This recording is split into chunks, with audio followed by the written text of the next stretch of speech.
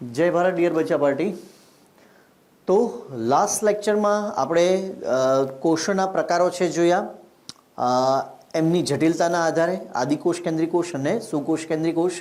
આદિકોષ કેન્દ્રીય કોષની અંદર આપણે ઉદાહરણ છે જોયું બેક્ટેરિયલ સેલનું અને સુકોષ કેન્દ્રીય કોષની અંદર આપણે બે કોષો જોયા। એક આપણે પ્રાણી કોષનું ડિસ્કશન કર્યું અને બીજું આપણે ડિસ્કશન કર્યું વનસ્પતિ કોષો। બંનેનો આપણે તફાવત પણ જોયો, એટલે કે આદિકોષ કેન્દ્રીય કોષ અને સુકોષ કેન્દ્રીય કોષ એ બંને વચ્ચેનો તફાવત અને સાથે સાથે આપણે વનસ્પતિ કોષ અને પ્રાણી કોષ વચ્ચેનો પણ તફાવત છે બરાબર રીતે ડિટેલમાં જોયો। હવે પછી આપણે જોવા જઈ રહ્યા છીએ કોષોના અલગ અલગ જેને કહેવાય સ્ટ્રક્ચર એટલે કે રચનાઓ, અને એની અંદર સૌપ્રથમ આપણે સ્ટાર્ટ કરી રહ્યા છીએ બાયોમેમ્બ્રેનથી। બાયોમેમ્બ્રેન અથવા તો પ્લાઝમા મેમ્બ્રેન, એટલે એને આપણે ગુજરાતીમાં શું કહેશું? એને આપણે ગુજરાતીની અંદર કહીએ છીએ કોષરસ પટલ, બરાબર। બાયોમેમ્બ્રેન અથવા તો સેલ મેમ્બ્રેન, એને ગુજરાતીની અંદર શું કહી શકાય? એને ગુજરાતીમાં કહેશું આપણે કોષ રસ પટલ। શું તેને કહેશું આપણે? કોષ રસ પટલ, અથવા તો તમે એને જીવરસ પટલ પણ કહી શકો, બરાબર। જીવરસની અંદર આપણે કોને કોને ઇન્ક્લુડ કરીએ છીએ? કોષ કેન્દ્ર, કોષ રસ અને અંગિકાઓ, આ ત્રણેય ભેગો થઈને જીવરસ બને। પણ એ જીવરસનો એક ભાગ કોષરસ પણ છે, એટલે તેને શું કહેવાય? કોષરસ પટલ અથવા તો જીવરસ પટલ। હવે આ કોષરસ પટલ જે છે એની આપણે માહિતી આપનાર જે સાયન્ટિસ્ટ હતા, એટલે કે cell membrane was discovered by, સૌ પ્રથમ કોણે એની શોધ કરી હતી? એ સાયન્ટિસ્ટનું નામ હતું નેગેલી એન્ડ ક્રેમર, જેમણે 1855 સાલની અંદર સૌ પ્રથમ આ કોષરસ પટલની રચના જે છે એના સંદર્ભની અંદર વાત કરી। ટર્મ પ્લાઝમા લેમા, યાદ રાખો કોઈ પણ જગ્યાએ લેમા, લેમેલા, લેમિનાર આવા શબ્દો આવે એટલે કોની વાત છે? પટલની વાત છે। તો અહીંયા શું લખ્યું છે? પ્લાઝમા લેમા, સાઇટોપ્લાઝમ, પ્રોટોપ્લાઝમ અને એની પાછળ એની ફરતે રહેલું પટલ, એટલે તેને શું કહેવાય? પ્લાઝમા લેમા। તો પ્લાઝમા લેમા જે છે એ સૌપ્રથમ જે શબ્દ પ્રયોગ કરનાર જે વૈજ્ઞાનિક હતા એ હતા જેક્યુ પ્લોર, અને એમણે જે આ પ્રયોગ કર્યો એ 1931 સાલની અંદર કર્યો। અહીંયા આગળ બંને સાયન્ટિસ્ટો જે છે એટલે કે નેગેલી અને ક્રેમર, એની આપણે વાત કરીએ 1855માં સૌ પ્રથમ વખત એમણે કોષરસ પટલ અથવા તો જીવરસ પટલ જે છે એના સંદર્ભની અંદર આપણને જાણ કરી અથવા તો એણે ડિસ્કવર કર્યું, જેથી કરીને આજે આપણે એનો અભ્યાસ કરી રહ્યા છીએ।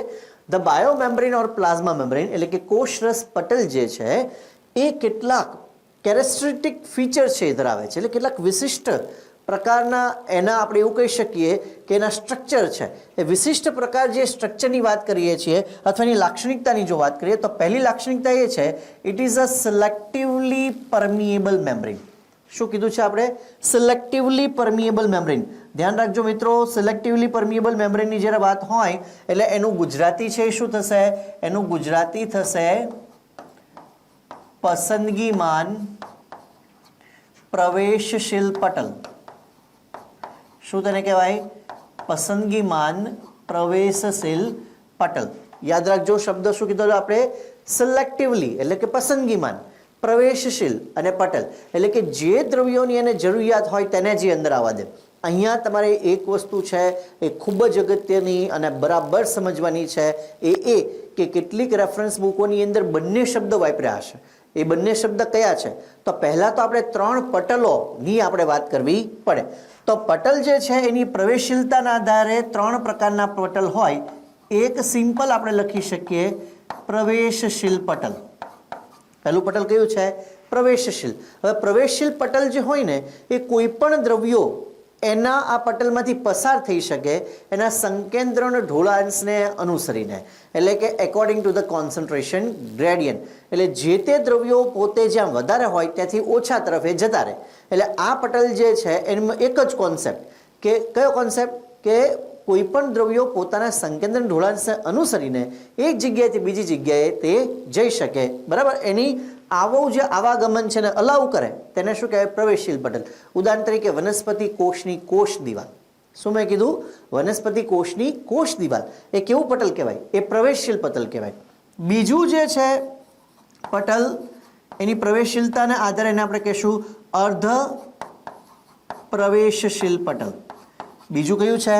અર્ધ પ્રવેશશીલ પટલ, એ તેને કહેવાય સેમી પરમિએબલ મેમ્બ્રેન।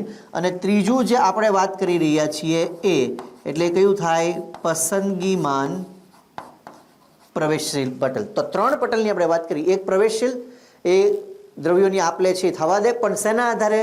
સંકેન્દ્રણ ઢોળાંશના આધારે. જે તે દ્રવ્યો પોતે જ્યાં વધારે હશે ત્યાંથી ઓછા તરફ ગતિ કરશે.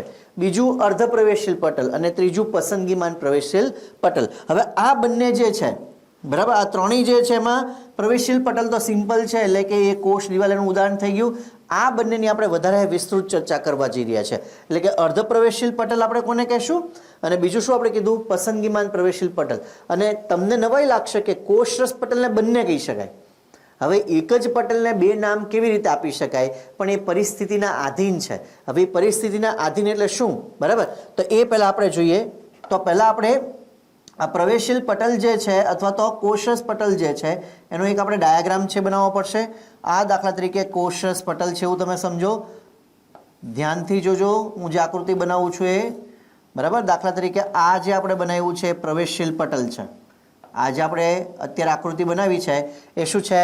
પ્રવેશશીલ પટલ, એટલે કે સોરી કોષરસ પટલ છે. એટલે આને આપણે શું કહેશું? Plasma membrane. શું છે તે?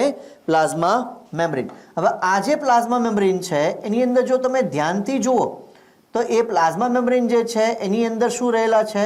તો કે એની અંદર પોર્સ રહેલા છે. તેને શું કહેવાય? મેમ્બ્રેનસ પોર, એટલે તેને શું કહેવાય? પટલીય છિદ્રો, બરાબર. તો આ જે છે એ આ જે કોષરસ પટલ છે એની અંદર રહેલા તે શું છે? છિદ્રો, બરાબર. અને આ છિદ્રોની જે સાઇઝ હોય છે એ 7 to 10 એંગસ્ટ્રોમ હોય છે. કેટલી એની સાઇઝ છે? 7 to 10 એંગસ્ટ્રોમ એની સાઇઝ છે. હવે આપણે અહીંયા બે વિભાગો પાડી દઈએ. માનો કે આ જે છે એ શું થઈ ગયું? આ જે છે એ કોષરસ પટલ થઈ ગયું. આ બહારનો જે ભાગ છે એને તમારે ગણતરીમાં લેવાનો છે ECF. શું અહીંયા મેં લખ્યું છે? ECF. એટલે એનું શોર્ટ એબ્રિવિએશન છે આ ECF. એનું ફૂલ ફોર્મ શું થશે? એનું ફૂલ ફોર્મ થશે એક્સ્ટ્રા સેલ્યુલર ફ્લુઇડ. એટલે તેને તમે ગુજરાતીમાં શું કહો છો? કોષ બાહ્ય પ્રવાહી. એટલે કોબાપ્ર એટલે શું થાય? કોષ બાહ્ય પ્રવાહી. તો આ પટલની બહાર, આ કોષનો બહારનો ભાગ છે, એટલે ત્યાં આગળ શું? કોષ બાહ્ય પ્રવાહી. અને આ જે છે એ સાઇટોપ્લાઝમિક વિસ્તાર છે. એટલે અહીંયા આગળ આપણે લખીએ સાઇટોપ્લાઝમ. હવે સાઇટોપ્લાઝમ જો હું લખતો હોઉં તો એનો મતલબ એવો થાય કે એ કયો વિસ્તાર થઈ ગયો? એ થઈ ગયો કોષ રસીય વિસ્તાર, બરાબર. અને પટલ જે છે એ એની બંને તરફ એવું જ હોય. કોષરસ પટલની બહાર જે છે એ શું હોય? કોષ બાહ્ય પ્રવાહી હોય. અને કોષરસ પટલની અંદર શું હોય? કોષ રસીય પ્રવાહી, એટલે કે કોષરસ જે હોય. તો આ પટલ થઈ ગયો. એ પટલની અંદર આ છિદ્રો છે, બરાબર. અને છિદ્રોની સાઇઝ કેટલી છે? 7 to 10 એંગસ્ટ્રોમ. આ કોન્સેપ્ટ બચ્ચા પાર્ટી સમજવો ખૂબ જ અગત્યનો છે. શું કામ? કોષરસ પટલને આપણે પ્રવેશશીલ તેમજ પસંદગીમાન પ્રવેશશીલ એવું બંને કહીએ છીએ, બરાબર. સોરી, અર્ધ પ્રવેશશીલ તેમજ પસંદગીમાન પ્રવેશશીલ આવું બંનેને આપણે કહીએ છીએ. તો પટલ 3 થઈ ગયા. એક પ્રવેશશીલ એટલે એ કયો થઈ ગયો? કોષ દિવાલ વાળી વાત છે. બીજું અર્ધ પ્રવેશશીલ અને ત્રીજું પસંદગીમાન પ્રવેશશીલ પટલ. હવે અહીંયા આગળ આપણે બે સમજવા જઈ રહ્યા છે બંને શબ્દો. અર્ધ પ્રવેશશીલનું ઇંગ્લિશ શું થશે? સેમી પરમિએબલ. શું તેને કહેવાય? સેમી પરમિએબલ. અને પસંદગીમાન પ્રવેશશીલ પટલનું ઇંગ્લિશ શું થશે? સિલેક્ટિવ પરમિએબલ. એટલે અર્ધ પ્રવેશશીલ એટલે સેમી પરમિએબલ, પસંદગીમાન પ્રવેશશીલ પટલ એટલે સિલેક્ટિવ પરમિએબલ. તો આ બંને શબ્દ છે એ કોના માટે વપરાય છે? કોષરસ પટલ માટે. ઓકે, હવે પહેલા જે આપણે ડિસ્કસ કરીએ છીએ એ પહેલા આપણે ડિસ્કસ કરીએ કે શું કામ આ જે પટલ છે એને આપણે શું કહી રહ્યા છીએ? તો કે આ પટલ જે છે એને આપણે સેમી પરમિએબલ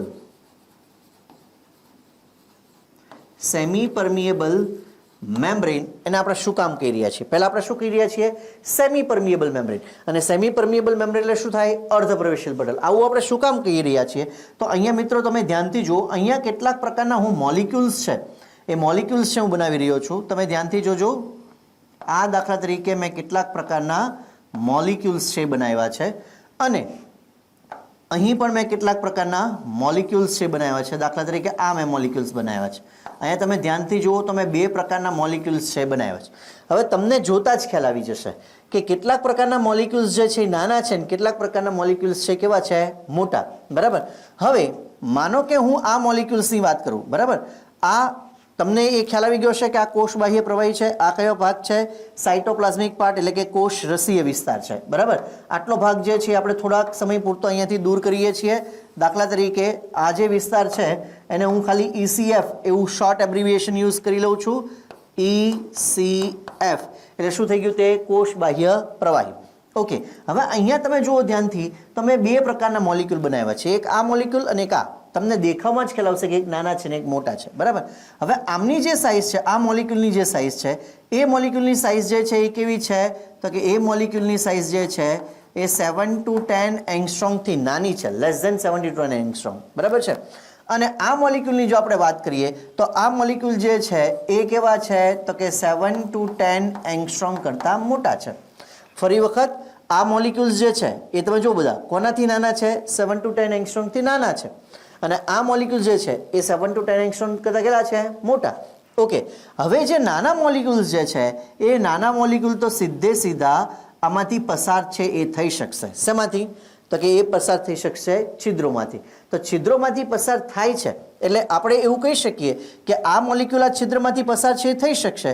પરંતુ જો આ છિદ્રોમાંથી મારે આ જે મોટા મોલિક્યુલને જો પસાર કરવા હોય આ મોલિક્યુલને, તો એ પસાર થઈ શકશે નહીં, બરાબર. એટલે એનો મતલબ શું થયો કે જે મોલિક્યુલની સાઇઝ 7 to 10 એંગસ્ટ્રોમ કરતાં નાની હોય, બરાબર, એટલે કે આપણે એવું કહી શકીએ કે મેમ્બ્રેનસ પોર, પટલીય છિદ્રો કરતાં જે મોલિક્યુલ્સ છે નાના છે, એ નાના મોલિક્યુલ્સ ભલે પછી કામના હોય કે નકામા હોય, પરંતુ તે પટલની આરપાર જઈ શકે. એટલે એ મોલિક્યુલ્સ માટે આપણે એવું કહી શકીએ કે એ પટલ આરપાર જઈ શકે છે. હવે જે મોલિક્યુલ્સ છે એ મોટા છે, એ મોલિક્યુલ્સ આ પટલીય છિદ્રોમાંથી અંદર આવી શકે નહીં. તો એના માટે આ પટલ કેવો છે? એના માટે એ પટલ અપ્રવેશીલ છે. આના માટે કેવો છે? પ્રવેશીલ. એટલે અડધો પ્રવેશીલ છે ને અડધો અપ્રવેશીલ છે. અને એટલા માટે આ પટલને આપણે શું કહેશું? આ પટલને આપણે કહીએ છીએ સેમી પરમિએબલ. તો સેમી પરમિએબલ જે ટર્મ આપણે યુઝ કરી છે એ શેના આધારિત છે?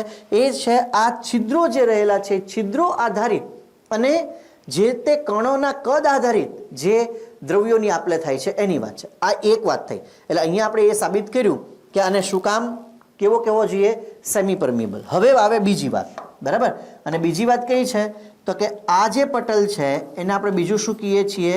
સિલેક્ટિવ પરમિએબલ મેમ્બ્રેન પણ કહીએ છીએ. બીજું આપણે શું કહીએ છીએ? Selective permeable membrane. હવે સિલેક્ટિવ પરમિએબલ મેમ્બ્રેન આપણે કહીએ છીએ એટલે એનો મતલબ શું થયો? પસંદગીમાન પ્રવેશીલ પટલ. હવે પસંદગીમાન પ્રવેશીલ પટલમાં ધ્યાનથી સમજજો. આ 7 to 10 એંગસ્ટ્રોમથી જે નાના છે એ તો સીધે સીધા અંદર આવી જ શકવાના છે. હવે માનો કે એવું થયું કે ચાલો આ જે મોલિક્યુલ છે જે મેં અહીંયા બનાવ્યો છે, દાખલા તરીકે આ મોલિક્યુલ્સની આપણે વાત કરીએ, આ મોલિક્યુલ્સની કોષને જરૂરિયાત છે, સાથે સાથે આ મોલિક્યુલ્સની પણ કોષને જરૂરિયાત છે. હવે આ બંને મોલિક્યુલ્સની કોષને જરૂરિયાત છે, પણ આ બંને કણો આ છિદ્રો કરતાં કેવા છે? મોટા છે. તો છિદ્રોમાંથી તો એ પસાર થઈ શકતા નથી. પણ આ બંને કણો જે છે એ આ પટલ જે છે એ પટલ મારફતે અંદર પ્રવેશી શકે છે, પણ છિદ્રો મારફતે નહીં. પરંતુ તે કઈ પ્રક્રિયા દ્વારા અંદર પ્રવેશી શકે છે? એ બંને જે છે એ અંદર પ્રવેશી શકે છે. કઈ પ્રક્રિયા દ્વારા? તો એને આપણે કહેશું એન્ડોસાઇટોસિસ. એટલે ગુજરાતીમાં તેને આપણે શું કહીએ છીએ? અંતઃગ્રહણ, બરાબર. એટલે કોષની અંદર શું થઈ રહ્યું છે? અંતર્ગ્રહણ અથવા તો અંતઃવહન. એને આપણે શું કહેશું? તો કે એન્ડોસાઇટોસિસ. એટલે કોઈ પણ દ્રવ્ય જે છે એ કોષના પટલમાંથી અંદર આવે છે. એટલે એનો મતલબ એવો થાય કે આ પટલમાં થોડા મોડિફિકેશન છે થશે. કેવી રીતે મોડિફિકેશન થશે? એક આપણે એક્ઝામ્પલ છે લઈએ કે દાખલા તરીકે આ એક કોઈ પાર્ટિકલ્સ છે, બરાબર, અથવા તો આ કોઈ એક પાર્ટિકલ્સ છે એવું તમે સમજી લો, બરાબર.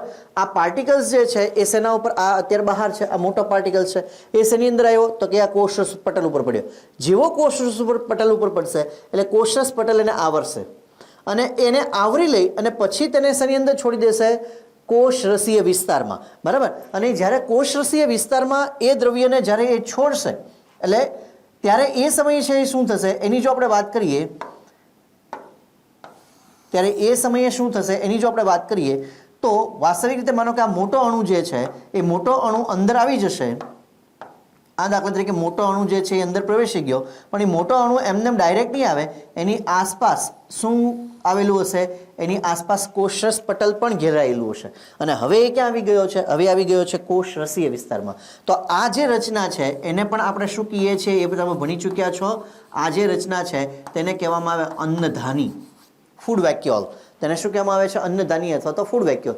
તો અહીંયા તમે જુઓ કે અણુ કેવો હતો? અણુ મોટો હતો, પણ કોષને એની જરૂરિયાત હતી એટલે કોષે તેને શું કર્યો? લીધો. હવે માનો કે અણુ આના કરતાં નાનો હોય, એટલે કે 7 to 10 એંગસ્ટ્રોમથી કદમાં નાનો હોય, પણ જો એને કોષને એની જરૂરિયાત નહીં હોય તો કોષ એને અંદર આવવા દેશે નહીં. એટલે કોષ રસ પટલ એની જરૂરિયાત આધારે વર્તે છે અને મોટા કદના અણુને પણ અંદર લઈ શકે છે. નાના કદના જે કણો છે એને અંદર આવતા રોકી બી શકે છે. અને એટલા માટે તેને આપણે શું કહી શકીએ? પસંદગીમાન પ્રવેશશીલ પટલ પણ કહી શકીએ. આઈ હોપ કે તમને આ કોન્સેપ્ટ છે સમજાઈ ગયો હશે.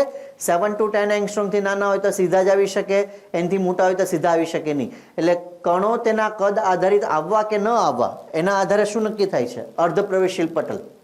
પણ કણો એના કદ કે આકાર કે એને અવગણીને પણ આવી અથવા જઈ શકે કોષની જરૂરિયાત આધારે, તો તેને શું કહી શકાય? એટલા માટે તેને કહી શકાય પસંદગીમાન પ્રવેશશીલ પટલ. હવે અહીંયા એક બીજી ઇન્ટરેસ્ટિંગ વસ્તુ છે જે તમારે ખાસ યાદ રાખવાની છે. બરાબર, અહીંયા કેટલાક પાર્ટ છે હું દૂર કરું છું. આ દાખલા તરીકે આપણે આ પાર્ટ જે છે પટલવાળો એ આપણે દૂર કરીએ છીએ. બરાબર, હવે જે હું સમજાવું છું એ ધ્યાનથી સમજજો. કોષ રસ પટલ જે છે એને આપણે પસંદગીમાન પ્રવેશશીલ પટલ ત્યાં જ સુધી કહી શકીએ જ્યારે તે પોતે કોષનો ભાગ હોય. જ્યારે તે પોતે શું હોય? કોષનો ભાગ હોય. ત્યારે જ તેને આપણે શું કહેવો જોઈએ? ત્યારે જ એને આપણે શું કહી શકશું? ત્યારે એને આપણે પસંદગીમાન પ્રવેશશીલ પટલ છે કહી શકશું. ક્યારે? જ્યારે તે કોષનો ભાગ હોય. હવે દાખલા તરીકે આપણે એક એક્ઝામ્પલ છે લઈએ. દાખલા તરીકે તમે એવું સમજી લો કે આ મેં કોઈ એક એગ છે દોરેલું છે. આ શું છે? એગ. બરાબર છે. હવે એ એગ જે છે એ એગની અંદરની તરફ દાખલા તરીકે આવેલું છે શું? તો કે એગની અંદર તરફ દાખલા તરીકે આવેલું છે પ્લાઝ્મા મેમ્બ્રેન. એટલે આ અંદરની તરફ આપણે શું બનાવ્યું? અંદરની તરફ આપણે બનાવ્યું પ્લાઝ્મા મેમ્બ્રેન. અને બહારની તરફ આપણે શું બનાવ્યું? તો કે બહારની તરફ આપણે બનાવ્યું એનો શેલ.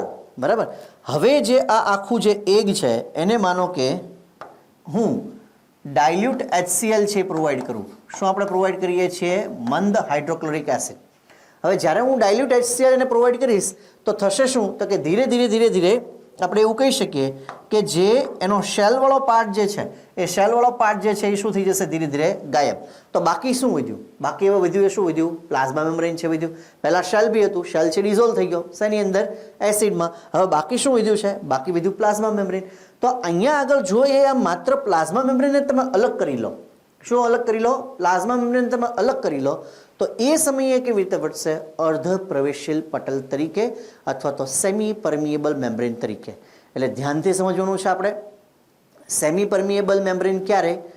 જો કોષમાંથી તમે પટલને અલગ કરી લો તો એ સેમી પરમિએબલ મેમ્બ્રેન તરીકે વર્તે, એટલે કે અર્ધ પ્રવેશશીલ પટલ તરીકે. પરંતુ જો એ જ પટલ કોઈ જીવંત કોષનો પાર્ટ હોય તો તે કેવી રીતે વર્તે? તો તે વર્તે છે પસંદગીમાન પ્રવેશશીલ પટલ તરીકે. કારણ કે કોષ પોતે એક બંધ જૈવિક તંત્ર છે અને એની જરૂરિયાત આધારે દ્રવ્યોની આપ-લે કરાવશે. જ્યારે માત્ર પટલ જે છે એ કોઈ જૈવિક તંત્ર નથી, એટલે ત્યારે તે કેવી રીતે વર્તે છે? અર્ધ પ્રવેશશીલ પટલ તરીકે. પરંતુ જે કોષની આસપાસ હોય તો તેને શું કહેવાય? તો તેને કહેવાય પસંદગીમાન પ્રવેશશીલ પટલ. આઈ હોપ કે આ તમને આખો કોન્સેપ્ટ છે એ સમજાઈ ગયો હશે. તો અહીંયા આગળ જે આપણે એવું કહી શકીએ કે બાયો મેમ્બ્રેન, એટલે કે આપણે એવું કહી શકીએ કે જે જૈવિક પટલ છે અથવા તો કોષસ પટલ છે એને શું કામ સેમી પરમિએબલ અને શું કામ તેને સિલેક્ટિવ પરમિએબલ એટલે કે અર્ધ પ્રવેશશીલ અને પસંદગીમાન પ્રવેશશીલ શું કામ કહી શકાય એની આજે આપણે અહીંયા ડિસ્કસ છે કરી. સાથે સાથે અહીં આપણે એ બી જોવાનું છે. આપણે એક તો ડિસ્કસ કર્યું કે પટલ છે કેવું છે? સિલેક્ટિવ પરમિએબલ. બરાબર છે. સિલેક્ટિવ પરમિએબલ ક્યારે કહેવાનું છે અને સેમી પરમિએબલ ક્યારે કહેવાનું છે? આઈ હોપ કે તમને આઈડિયા આવી ગયો હશે. એ ઉપરાંત સેકન્ડ પોઈન્ટ જે છે એ આપણે જો ડિસ્કસ કરીએ તો એક એની કેરેક્ટરિસ્ટિક ફીચર શું છે? It is dynamic in nature. ડાયનેમિકનો મતલબ શું થાય? It is flexible. હવે એ ફ્લેક્સિબલનો મતલબ છે શું છે? બરાબર, એની જો આપણે ડિસ્કસ કરીએ તો દાખલા તરીકે અહીંયા હું આ કોષરસ પટલ છે બનાવું છું, તમે એવું સમજી લો કે આ દાખલા તરીકે કોષરસ પટલ છે, બરાબર. આ કયો વિસ્તાર થયો? આ જે છે એ થઈ ગયો ECF. ECF એટલે શું થાય? એક્સ્ટ્રા સેલ્યુલર ફ્લુઇડ વાળો ભાગ. અને આ જે પાર્ટ છે એ કયો પાર્ટ થઈ ગયો? સાઇટોપ્લાઝમ વાળો પાર્ટ, એટલે કે કોષરસીય વિસ્તાર વાળો પાર્ટ, બરાબર. અને આ આખું જે છે એ સ્ટ્રક્ચર કયું થઈ ગયું? એ સ્ટ્રક્ચર થઈ ગયું પ્લાઝમા મેમ્બ્રેન. તો પ્લાઝમા મેમ્બ્રેન છે ડાયનેમિક છે એવું કહે છે, અથવા તો ફ્લેક્સિબલ છે એવું કહે છે. અને સ્વાભાવિકપણે ફ્લેક્સિબલ હશે. જો આપણે એવું કહેતા હોય કે કોઈ દ્રવ્ય જે છે અથવા તો કોઈ અણુઓ જે છે એ બહારથી અંદર પ્રવેશી રહ્યા છે, અને સેમ વે કેટલાક દ્રવ્યો જે છે એ આપણે એવી બી વાત કરીએ કે અંદરથી બહાર જઈ રહ્યા છે, બરાબર. હવે અહીંયા જો આપણે ડિસ્કસ કરીએ તો માનો કે કેટલાક દ્રવ્યો છે એ બહારથી ક્યાં આવી રહ્યા છે? અંદર આવી રહ્યા છે. કેટલાક દ્રવ્યો જે છે એ અંદરથી ક્યાં જઈ રહ્યા છે? બહાર જઈ રહ્યા છે. જો દ્રવ્યો બહારથી અંદર અને અંદરથી બહાર જતા હોય તો એનો મતલબ એવો થાય કે કોષરસ પટલ જે છે એ રિજિડ નથી. કોષરસ પટલ છે કેવું છે? ફ્લેક્સિબલ છે. એટલે ડાયનેમિક જે છે એ ડાયનેમિકનો આપણે એક એનાથી માનો કે એનો ઓપોઝિટ વર્ડ છે એ વાપરીએ તો શું થશે? સ્ટેટિક. સ્ટેટિકનો મતલબ શું થાય? પટલ જે છે કેવું છે? રિજિડ છે. રિજિડ હોવું એટલે એ કોઈ પણ દ્રવ્યને આર પાર આવવા દેતું નથી, પણ એ સ્ટેટિક નથી. અહીંયા એવું કહેવા માંગે છે એ કેવું છે? ડાયનેમિક છે. અને ડાયનેમિક હોવું એટલે શું? તો કે સતત એની અંદર પરિવર્તનો આવ્યા કરે છે, અને પરિવર્તનના પરિણામે કેટલાક દ્રવ્યો અંદર આવે છે, કેટલાક દ્રવ્યો છે બહાર જાય છે. તેને આપણે શું કહેશું? ડાયનેમિક. ઓકે. અને થર્ડ પોઈન્ટ જે છે એની જો આપણે વાત કરીએ તો ઇટ હેઝ, એટલે કે આપણે એવું કહી શકીએ કે કોષરસ પટલ જે છે it has variable protein to phospholipid ratio. હવે variable protein to phospholipid ratio જે છે એટલે શું થાય? બરાબર. તો એ અહીંયા એવું કહે છે કે કોષરસ પટલ જે છે એ જ્યારે ડાયનેમિક હોય એટલે ફ્લેક્સિબલ હોય ત્યારે દ્રવ્યો બહારથી અંદર આવે કે અંદરથી બહાર જાય ત્યારે જે જગ્યાએથી અંદરથી બહાર આવે છે કે અથવા તો બહારથી અંદર જાય છે એ જગ્યાએ લિપિડ અને પ્રોટીનની ગોઠવણીમાં શું આવશે? ફેરફાર. એટલે એનો રેશિયો છે એ શું થશે? ચેન્જ થશે. હવે જો રેશિયો બદલાવો એનો મતલબ શું થાય? કે એમાં ફ્લેક્સિબિલિટી છે એટલે કે ડાયનેમિક છે. તો એનો મતલબ એવો થાય કે આ વાસ્તવિક રીતે આ બંને મુદ્દા જે છે ને એ બંને મુદ્દાઓ એકબીજાના પર્યાય છે. એટલે જો ડાયનેમિક હોય તો એનો મતલબ એવો થાય કે variable protein to phospholipid ratio change થતો હોય, અને પ્રોટીન ને ફોસ્ફોલિપિડ રેશિયો જે ચેન્જ થતો હોય તો એનો મતલબ એવો થાય કે એ શું છે? ડાયનેમિક. આની ડિટેલ જે છે એ હમણાં જ્યારે આપણે આગળ આ ડિસ્કસ કરશું ત્યારે આપણે જોઈશું, એટલે તમને વધારે આની અંદર ખ્યાલ છે એ આવશે. ત્યાર પછી જો આપણે વાત કરીએ તો બાયોકેમિકલ એનાલિસિસ જ્યારે પ્લાઝમા મેમ્બ્રેનનું કરવામાં આવ્યું તો એ બાયોકેમિકલ એનાલિસિસમાં જોવામાં આવ્યું કે ટોટલ પ્લાઝમા મેમ્બ્રેનનો 42% પાર્ટ છે એ શેનો બનેલો છે? લિપિડનો. પણ અહીંયા આપણે યાદ રાખવાનું છે લિપિડ કયા છે? ફોસ્ફોલિપિડ. બરાબર. કયા લિપિડ છે? ફોસ્ફોલિપિડ. એની ડિટેલ પણ આપણે નેક્સ્ટ લેક્ચરમાં જોઈ રહ્યા છીએ. 58% છે એની અંદર શું રહેલું છે? પ્રોટીન. અને આ બધું આશરે હોય, અને આશરે 1% શું છે? કાર્બોહાઈડ્રેટ. એટલે 42% ભાગ છે એ લિપિડનો બનેલો છે, પર્ટિક્યુલરલી ફોસ્ફોલિપિડનો. એ ઉપરાંત 58% લગભગ શું છે? પ્રોટીન. અને લગભગ 1% જે છે એની અંદર શું આવેલું છે? કાર્બોહાઈડ્રેટ છે એ આવેલું છે. બરાબર. ચાલો એ ઉપરાંત જો આપણે ડિસ્કસ કરીએ તો ખાસ કરીને એમાં આપણે લિપિડની જો વાત કરીએ તો લિપિડ જે છે તેમાં the main lipid is lecithin. યાદ રાખો મિત્રો, કયું લિપિડ છે? મેઇન લેસિથિન લિપિડ છે. And other lipid include cholesterol. બીજું કયું લિપિડ છે? કોલેસ્ટ્રોલ. મેઇન કયું છે? The main lipid is lecithin. અને બાકીનું કયું છે? કોલેસ્ટ્રોલ. કોલેસ્ટ્રોલનું કામ શું હોય? કોલેસ્ટ્રોલ જે છે એ કોષરસ પટલ જે છે એ કોષરસ પટલને મજબૂતાઈ આપે છે. અગેન મજબૂતાઈનો મતલબ અહીંયા રિજિડનેસ લેવાનું નથી, છે ફ્લેક્સિબલ, પણ એને ઇન્ટેક્ટ રાખે છે, એને તૂટવા દેતું નથી. બરાબર. ઓકે. ચાલો તો કોલેસ્ટ્રોલ છે યાદ રાખવાનું છે. Cholesterol is present between phospholipid bilayer and provide strength. જો આવ્યું શું આપે છે? Strength and stability. તો પ્લાઝમા મેમ્બ્રેન જે છે એ પ્લાઝમા મેમ્બ્રેનમાં જે ફોસ્ફોલિપિડના જે બાયલેયર છે એની વચ્ચે શું આવેલું હોય? એની વચ્ચે છે કોલેસ્ટેરોલ છે આવેલું છે, જે આપણે હવે પછીથી ડાયાગ્રામ જોશું ત્યારે એ તમને વધારે એની અંદર ખ્યાલ છે આવશે. તો અહીં આપણે વાત કરીએ તો આ જે કોશર્સ પટલની જે બેઝિક જે બધી વાતો હતી એ અહીંયા એની કેરેક્ટરિસ્ટિક ફીચર્સ જે 3 મુદ્દાઓ આપણે છેલ્લે જોયા એ ત્રણેય મુદ્દાઓ જે છે એ જે મોડેલની અંદર સેટ થતા હોય એ મોડેલ છે સૌથી વધારે સ્વીકૃત હશે. ઘણા બધા મોડેલો લગભગ આશરે 15 જેટલા મોડેલો છે સૂચવવામાં આવ્યા એના સ્ટ્રક્ચર માટેના, પણ જે સૌથી વધારે સ્વીકૃત મોડેલ હતું એ ફ્લુઇડ મોઝેક મોડેલ હતું. એ પણ આપણે આગળ જોઈ રહ્યા છીએ. આઈ હોપ કે અહીંયા જેટલા મેં કોન્સેપ્ટ તમને કરાવ્યા, સેમી પરમિએબલ, પરમિએબલ, સિલેક્ટિવ પરમિએબલ, બરાબર છે, એ બધી છે તમને ખ્યાલ આવી ગયો હશે. પ્રવેશશીલ, અર્ધ પ્રવેશશીલ અને પસંદગીમાન પ્રવેશશીલ.